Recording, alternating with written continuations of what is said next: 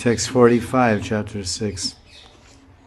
Prayatnad yatamanastu yogi samshuddha kilbishaha aneka janma samsiddhi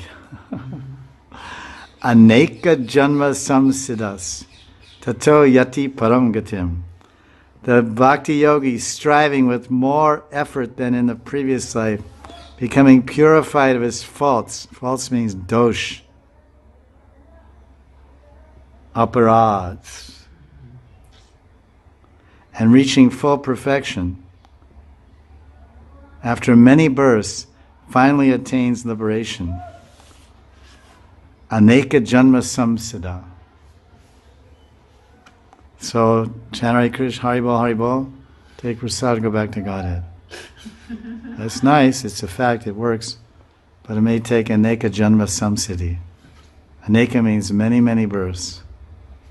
Krishna is saying that. So we do bhakti bhajan, and we carry on life after life. Anyone doing bhakti, they've generally practiced bhakti before, if they're nicely situated. In extraordinary circumstances, it can only be understood that in the prior life, the person also practiced bhakti bhajan. Prabhupada himself